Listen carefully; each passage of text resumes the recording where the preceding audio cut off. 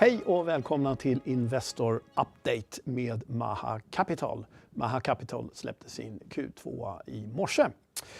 Mahas vd Roberto Marchiori kommer på länk från Sao Paulo presentera resultatet, aktuella händelser och namnbytet. Du som tittar live kan interagera med Roberto och det gör du i chattfältet. Vi kommer då att hantera frågorna i slutet av presentationen. Och du som inte hinner få svar på just din fråga får med varm hand fortsätta med den frågan till bolaget. Presentationen kommer nu att fortsätta på engelska. Roberto, nice to see you again. How are things in Sao Paulo?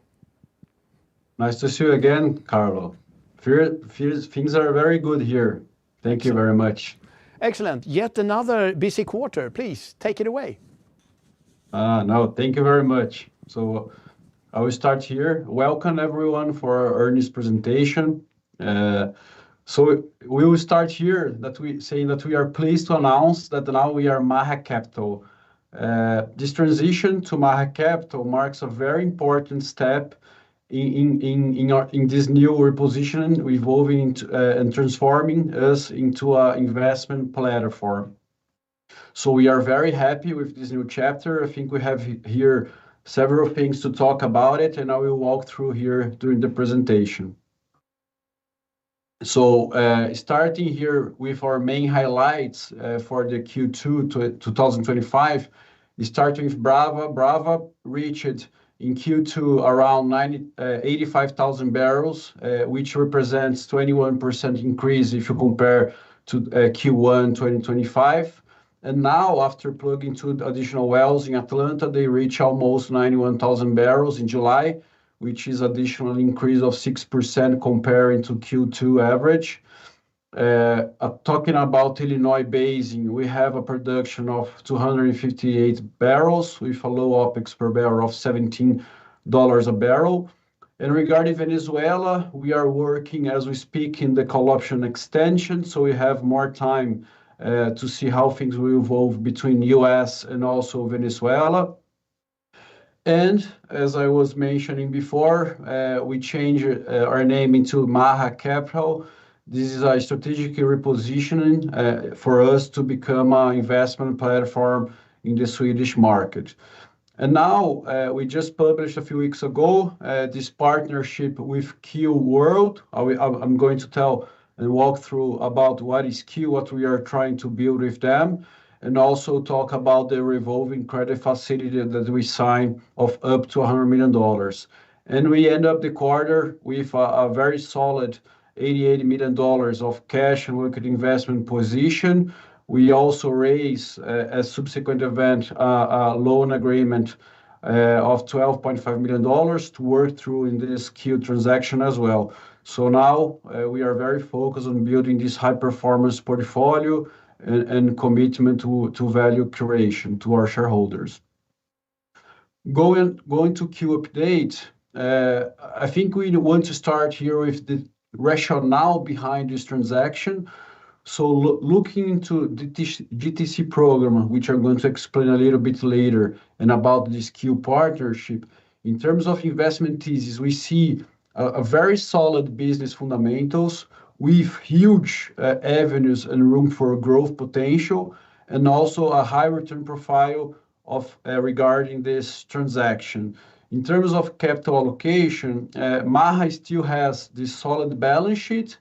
We are all the time working cash management and fees efficiency, and we have funding opportunities available, such as syndication of this loan agreement, this debt facility that we are creating with Q.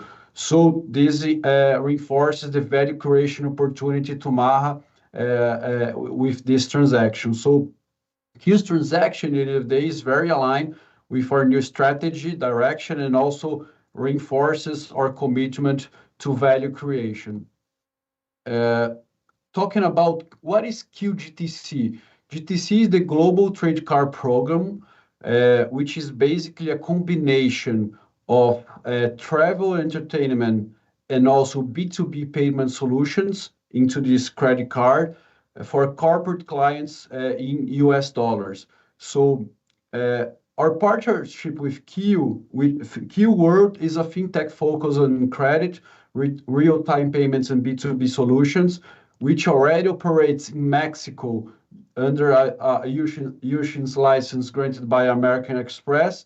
And now, together with Maha, we will fund the QGTC program, which I just explained. I will give a little bit more details on the specific products of the program. But the idea is to operate into a strategic partnership also with a leading US-based credit card rail provider, offering basically US dollar card solutions for our clients, and starting the program inside Latin America. So just to give an overview about what is T&E solutions and B2B solutions, basically for the T&E, travel and entertainment, we have the physical cards where we can offer to the clients several types of products. So basically, when you see a management team, CEO, CFOs traveling abroad for corporate business, they have these credit cards where they can use to pay their air tickets, the hotel bills, also dinners, transportation, and also have the benefits of using these cards and having benefits such as lounges in the airports.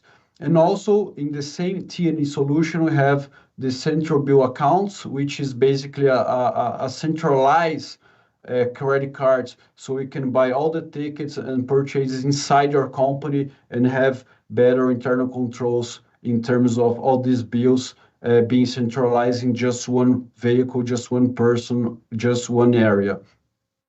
And also we have here the B2B solutions, basically a physical card where the company can make corporate acquisitions with their suppliers, and also a virtual platform where we can have a B2B payment ecosystem in order to organize better terms so the client can have almost an off-balance short-term debt product and solution. So I think here is also important to show a little bit how a credit card transaction works, so everyone can understand how we create value inside this business of credit card. So basically, we have 5 main stakeholders in each single transaction. We have the credit card holder, of course, which will buy something and pay later in up to 40 days approximately. We have the merchant, which is basically the store or the seller who is selling a product and receiving an instant payment. We have also here the acquirer, which is basically the PSO machine, which is sending the payments to the merchant. We have here the card rail provider / network, which is the one that is processing every single transaction and confirming all the credit. And we have here at least the credit issuer, which is basically a fintech or a financial institution that is granting the 30 days, 40 days credit for the clients. So here, Q is exactly in this structure acting as the credit issuer. And we have here the composition of the value inside of this chain is based on the MDR. What is the MDR? It's the merchant discount rate. So every single transaction that the merchant accepted, he's accepting also a discount fee on each transaction of an average basis of 3%. So a 3% discount on the merchant is what is going to pay the whole chain of the acquirer, the creditor provider, and also the credit issuer. So if we imagine, for instance, an amount of a transaction of $100, the credit holder will pay $100, which $97 after discounting 3% of the MDR will stay with the merchant, 1.35 will stay with the acquirer, 0.15 will stay with the credit rail, and the credit issuer stays with 1.5 out of these 100. So that means the credit issuer has an average basis of 1.5 remuneration to grant this credit for 30 to 40 days. And now talking about a simplified operational chart, basically what will happen is the following in a timeline basis. The client will transact with the merchant and pays in the day that the transaction happens.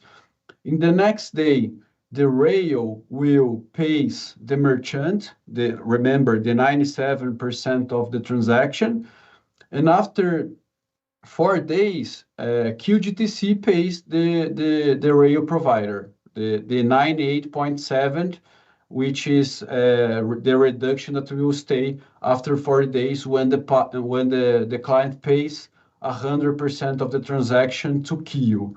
So that's the financial cycle. So basically, we are talking about financing our clients in 40 days and retaining this 1.5% of every single transaction.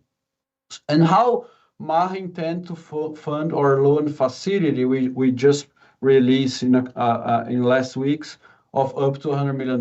Basically, the idea is to leverage the credit facility by bringing senior lenders with lower interest rates so we can enhance our yield total return out of this leverage structure. Okay, so going to Venezuela, so basically, as we mentioned the previous quarter, we already concluded our business plan, which we signed during May, 2 months ago. And now we are handling operations with a minimum cost, which is basically just having our small office until we have more clarity on the license.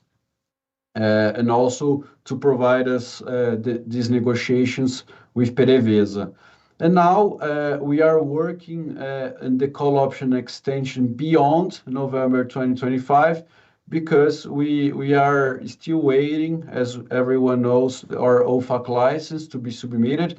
So considering all these new milestones in Venezuela, Chevrons having a second license to operate, we are willing here to extend our options so we have more time to have our license from OFAC, and then we can start our project in Venezuela. Now talking about Brava, Brava released their Q2 last week, and the main message here is they are now in a lower leverage and higher limit scenario.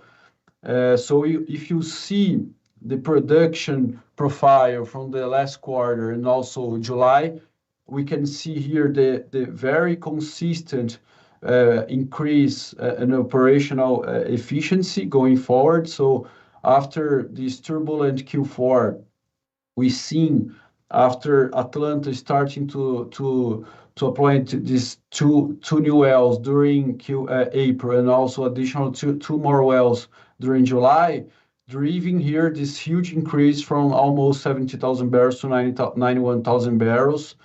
This is a very positive scenario going forward, but because now the company has already this diversified portfolio between onshore and offshore, and also they already has been working in reducing the execution risk and also transitioning to this new moment to lower and very marginal CapEx with focusing higher return investments and projects going forward. And if you see the financials, they presented the strong financials in Q2. If you see more than $500 million revenue, implying this $235 million EBITDA, which was stronger than was expected by the market, and also around $238 million operational cash flow. As I mentioned before, now that they surpassed the most part of their CapEx related to Atlanta and Papa-Terra, they will start the leveraging phase now going forward. They have also been working in liability management, so they basically refinanced their Potiguar debt facility, was around $500 million. They lowered their cost of debt from around 11% a year to around 8.7%, which brings a weighted average cost going from 8.7% in Q1 2025 to around 8.2 July going forward. So they are always working in this liability management towards their debt and their capital structure. And now the leverage is on the way. We've seen also in the last couple of weeks the monetization of Atlanta receivables, which they are bringing now around $260 million positive cash flow inside the company. They, of course, will have some additional value to bring after the next 3 years, which is basically some positive effects in terms of tax structure. They are building this transaction. And by the end of the day, this company, if you analyze the second quarter EBITDA of this year, they will end up the year with around less than 2 times net debt EBITDA ratio. So the leverage is on the way, production is increasing, we have more efficiency. So I think now Brava is turning the page and going to the next chapter here of successful implementation and execution. Going to our Illinois-based asset, talking about the production, we end up the quarter with around 258 barrels a day. We were mainly impacted during this quarter by a small flood we have during April, which has a temporary shutting of some wells. And after we make the investment program 2024-2025, we basically now seeing here the natural decline of these wells, which were expected for this type of basin. And we end up with a net back for this quarter of around $700,000, which is almost $30 a barrel net back ratio. And about our strategy on Illinois going forward, we are looking for investments to be made once oil prices rebound, because remember, we are targeting projects with IRRs above 20% a year. And due to this low oil price environment, we postpone some of these new drilling programs so we can reassess in the next quarters. And now going to the financial highlights, starting with production revenue. So as I mentioned, revenue has this natural decline expected due to the nature of the unconventional and vertical wells in the Illinois Basin. As the oil price has declined, we have here in the revenue chart the significant impact from 68.5 to 6.8 decline on the realized oil price, which together with the natural decline has created this around 30% decline in our revenues if you compare to Q2 2024. Going to the next slide and talking a little bit about OPEX and netback, we have a very stable OPEX, of course, considering that we are not doing significant investments of new wells and so on. We expect the OPEX to decline. We still remain with this OPEX per barrel in a very low, around $70 a barrel range, and a netback of around $30 a barrel, which has mainly been impacted by the oil price.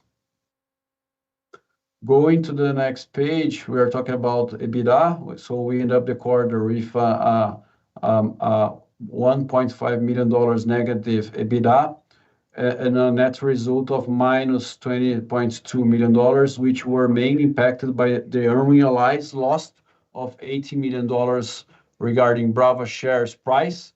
And just remembering, this is an unrealized loss, and we will still be exposed to volatility going forward. And this could impact the quarters going forward. Talking about our CapEx and balance sheets, basically, as I explained, considering the low oil price environment, we are postponing the decision on the new wells in our leases.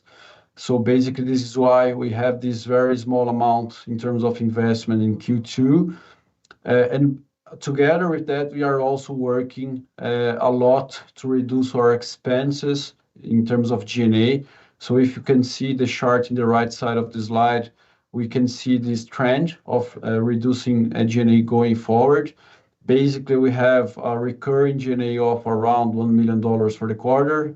We have also non-recurring effects, mainly related to these legal fees and things related to consultancy expenses of around $700,000.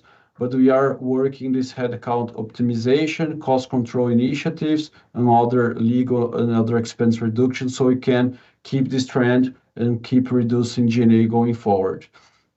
And our balance sheet highlights are basically we end up the quarter with total net cash plus liquid investments of $88 million, zero debt, and around $109 million total assets and $108 million in equity. And talking now about our cash flow overview, so we end up Q1 with around $106 million in net cash plus liquid investments, where around $9 million were basically Brava shares and around $15 million in available cash.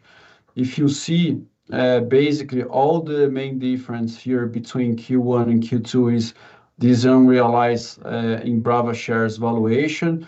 You can see we have a small negative operational cash flow, mainly impacted by our negative EBITDA, but we have also a positive incomes in terms of investment and also financing cash flows, mainly related to dividends collected by GTB, our Bolivian gas pipeline, debentures with Brava offshore, and then we end up the quarter with around $88 million of net cash and liquid investments, where around $72 million were Brava share price and $16 million of available cash.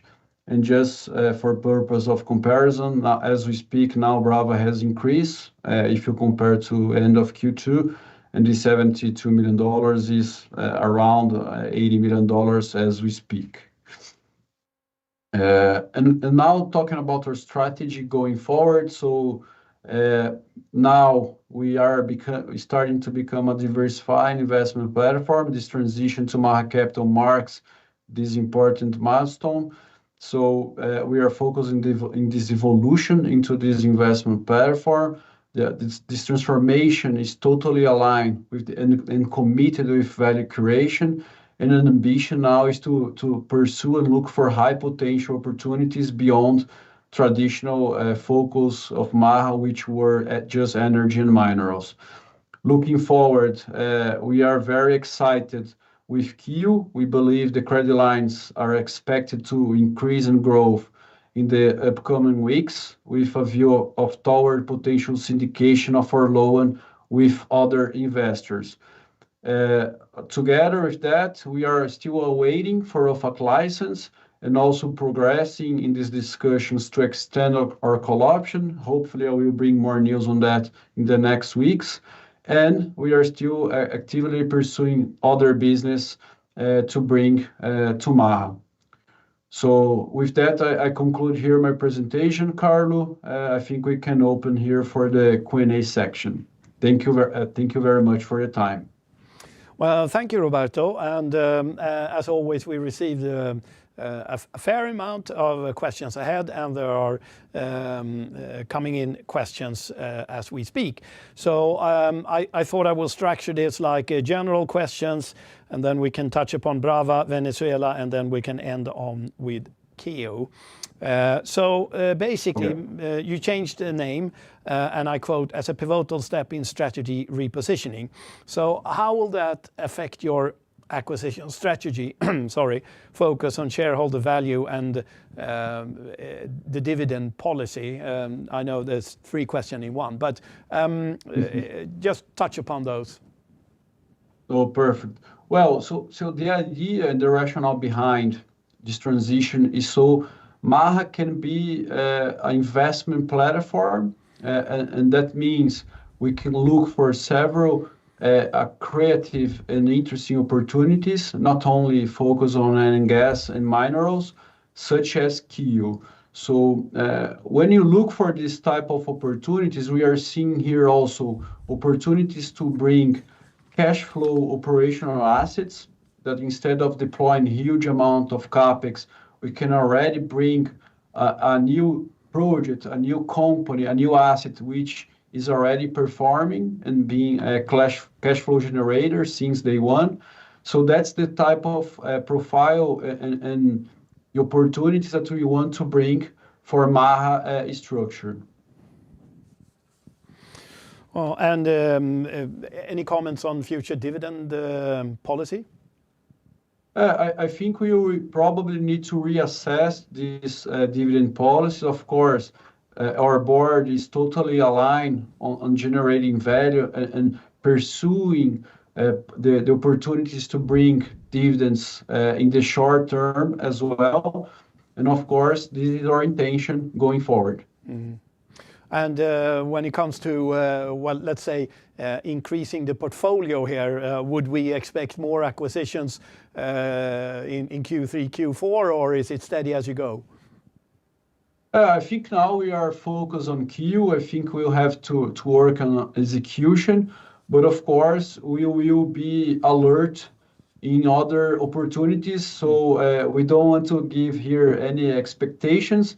We will be totally alert if there's any opportunity across ourselves in this next quarter or so. We'll be totally here prepared to analyze and see if it's such a good opportunity or not, and in parallel executing here a Q transaction. Mm. Okay, so I'll jump into Brava here. Will Brava retain its onshore operations, or will there be a divestment there? Oh, I think that's a question up to Brava, right? But we've seen here some news in the papers. But I think now, thinking the leveraging, thinking this mixed portfolio between onshore and offshore, in my opinion, makes sense to keep the assets. But of course, this is a company's decision. It's up to them to decide on it. Mm. And here is more a statement rather than a question, but I think it's worthwhile highlighting because Brava has substantially increased its production and now very close to the 100,000 barrels, that's barrels of oil equivalent, I should say, that you have been talking about, but we haven't really seen anything in the share price. Any comments around that? Yeah, I think in terms of execution, they are performing 2 quarters very well, right? I think we just saw that in the chart showing the production, not only of Q2, but also July after adding up these 2 new wells in Atlanta.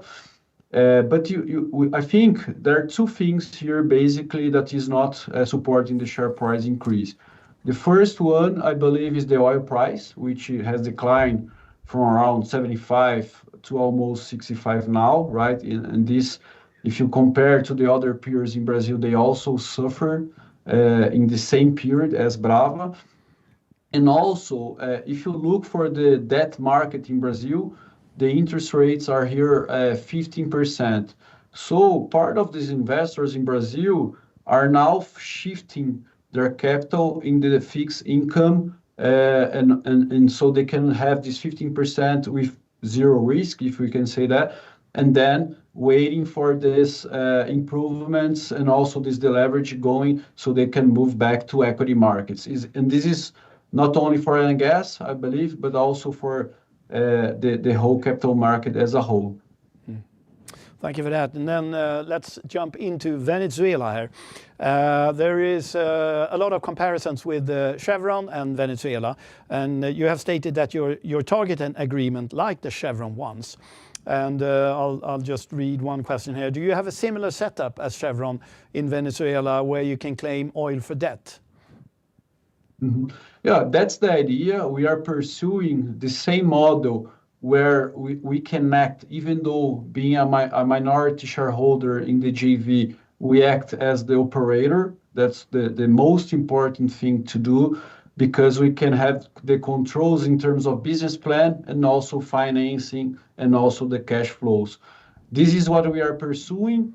Of course, these negotiations is not in the same path and time that we want to do, but we are also still waiting for OFAC license. And OFAC license is something that is not in our control, right? We are still waiting this policy between US and Venezuela take some conclusion and take some place. And so considering this not clarity on timing, we are negotiating with Novo Nordisk extension so we can have more time to exercise a call option and have more time to wait for OFAC license. So we have a couple of questions regarding the timeline here, but basically it's just wait and see. Is that the right way to interpret this? Yeah, exactly. We are going to wait this development between US and Venezuela and how US will grant the licenses to non-US company and to US companies like Chevrons. In the meanwhile, we will have almost zero costs in the structure because we are basically negotiating the same type of contracts like Chevron has with PDVSA, and we will be awaiting OFAC license. That's the major keystone milestone here for us to exercise the call option. And the last question on Venezuela would be your call option expires in November, and do you think you will have everything in place until then? Yeah, for sure. We are pretty advanced. I think we will probably have more updates to our investors in the next couple of weeks. So let's jump into JKeo and wrap this up here. JKeo credit facilities, as I understand it, is estimated to $100 million US dollars. Would you have any expectations regarding, let's say, commitment year over year for next year and the coming year? Should we divide that into, let's say, 100 million by 4 for 4 years, or how should we look upon that?